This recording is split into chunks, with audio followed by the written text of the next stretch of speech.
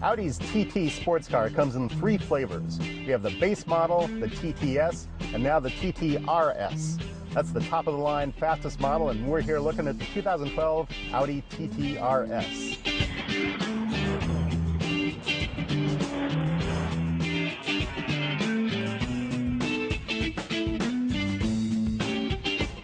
The RS in the name stands for RennSport. Translate that into English, it means racing sport. The RS version of the TT has a few different elements than the standard TT. The TT RS gets a bigger engine, it gets Audi's magnetic ride suspension technology standard, plus we get some different appearance packages. This car has this optional optic package, they call it, gives us these silver mirror covers. You can also get carbon fiber. And back here we have a fixed spoiler. Does away with some of that motorized elements, saves a little weight, which keeps true to this car's sporting theme.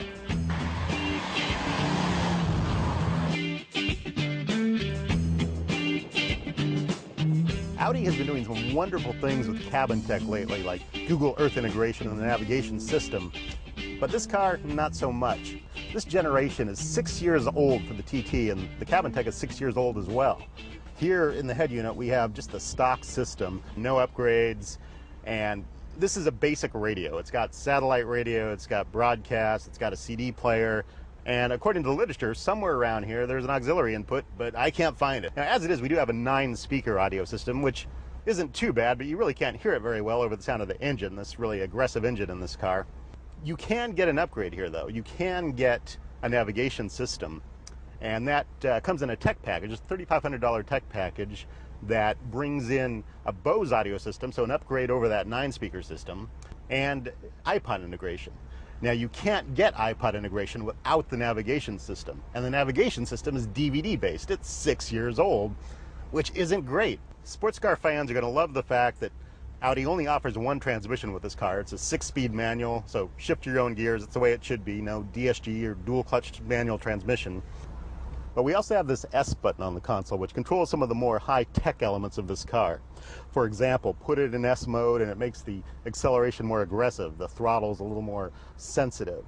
And it also controls the magnetic suspension that when you put it in S mode, it makes the ride quality stiffer and handles the corners better.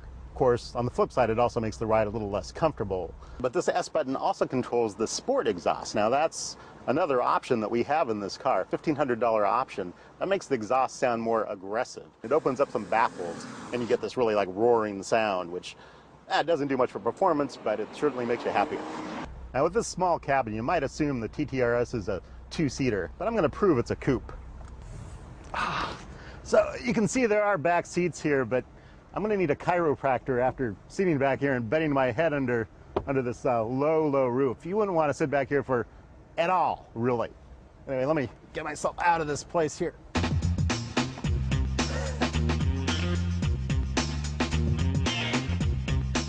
As standard in the TT RS, you get these carbon fiber engine covers. Not really important. What's more important is you get an extra cylinder.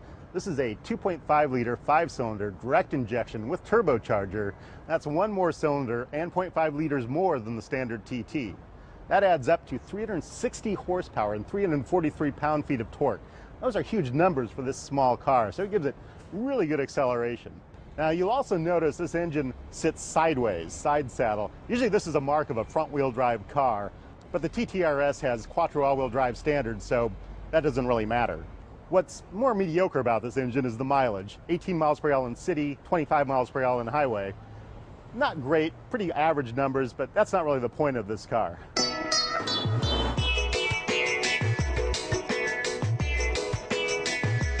Audi tried to do with the TT RS's sport mode is make sort of a dual-purpose car. This is something that BMW does really well.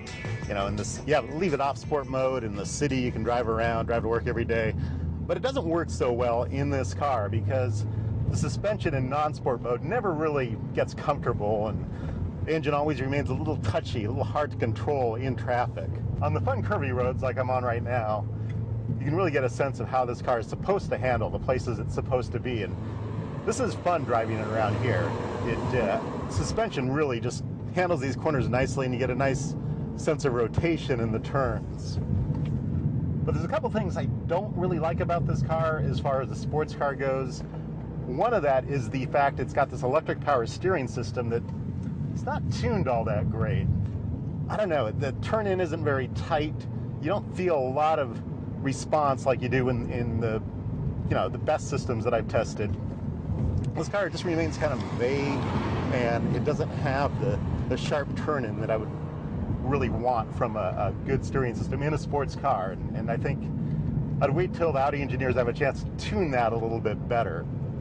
Another thing I'm not crazy about is the gate on this manual transmission. The gate isn't quite as tight as it could be. I really want to be able to feel it smoothly go into each gear, but it's kind of notchy and doesn't really give me a good sense of going into each gear. So ultimately, what I'm feeling in the ride here is this is an okay sports car, but I think there's better options out there. Certainly less expensive ones. The base price of the 2012 Audi TT RS is $56,850. The tech package I talked about, $3,500. I'm not sure I would include that because it's an old system. The sport exhaust, that's fun, $1,500. Might as well throw that on there. But ultimately, I might go for a Porsche Boxster, the car we just reviewed, which just had a model update, or wait for the model update for the TT whenever that's going to come.